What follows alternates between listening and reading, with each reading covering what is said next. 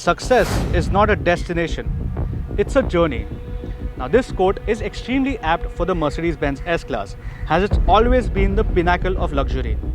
Right from the early 90s, every piece of automotive innovative technology was first seen on the S-Class that we now see standard in the modern era of cars.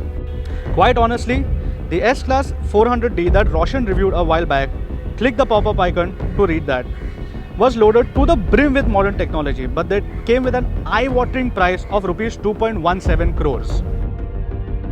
So now Mercedes-Benz has announced that they'll be making this the all-new S350 at their Chakan plant in Maharashtra.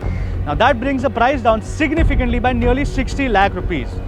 Stick around to watch what Rs 1.57 crore gets you compared to the CBU version that we reviewed earlier. With that, don't forget to like, share and subscribe to Top Gear Magazine India. Let's begin.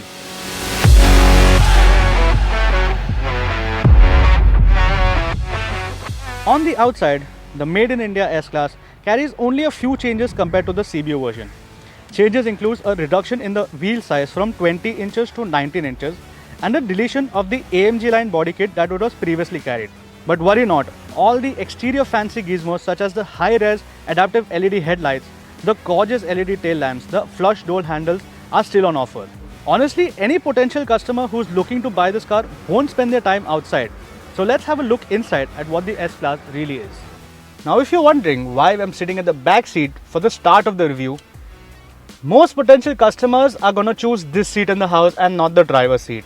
And it's safe to say things are pretty good even now. Yes, you do miss out on the 4D surround sound system, the Burmeister surround sound system. You do miss out on the features such as the ambient adaptive lighting, but you wouldn't miss on the comfort features that it has. You can still press this button and make this into a lounge wherein the front seats goes all the way to the front and you can actually lie down in this seat. Plus, if you're feeling too lazy to bend forward and use this screen, you can always use this tablet to control most of the settings that this car has to offer. What you also have is gorgeous amounts of leather, wood and good finish that you can see in front of you. You have the screen that has two USB-C ports and two HDMI ports that allow you to stream anything that you want, virtually or via an application.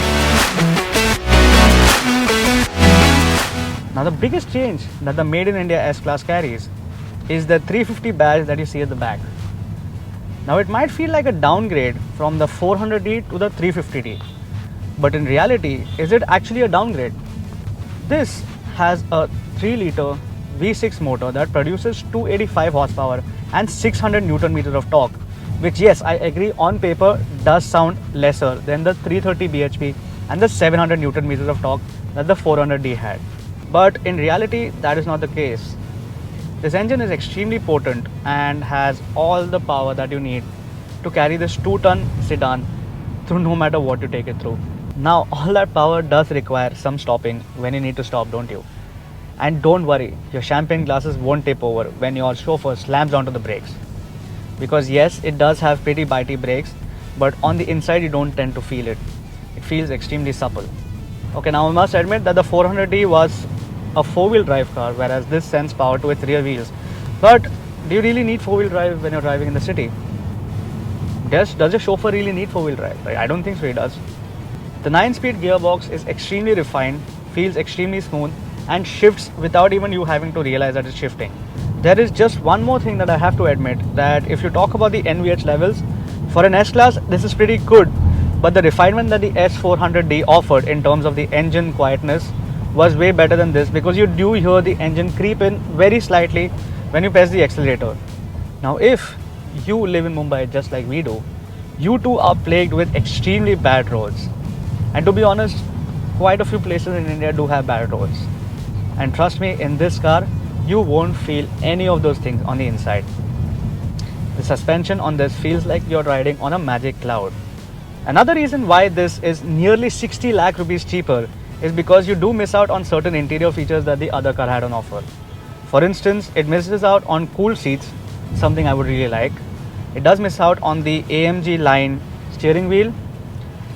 This finish in the S400D was piano black, but this is open pore wood, and it does miss out on that amazing 3D display, which to be honest was more of a gimmick and not a lot of people would use. Oh, there is one very important thing that was not a gimmick, but it actually was pretty useful. That was the rear wheel steering that the S400D had, which this doesn't. But then again, it does manage to hide its length, and it does make maneuvering pretty easy around corners, and you do not have a problem when you have to take those tight U-turns or you have to maneuver through city traffic. So if you ask me, in all honesty, all the gimmicks that the CBU offered were extremely good to entice you, but the price tag it carried would certainly give a wallet a good beating. Now, let me remind you that Mercedes did sell all the units of the CBU. And now with a price tag of nearly 60 lakh rupees cheaper, you can only imagine that the S350 is going to do extremely well.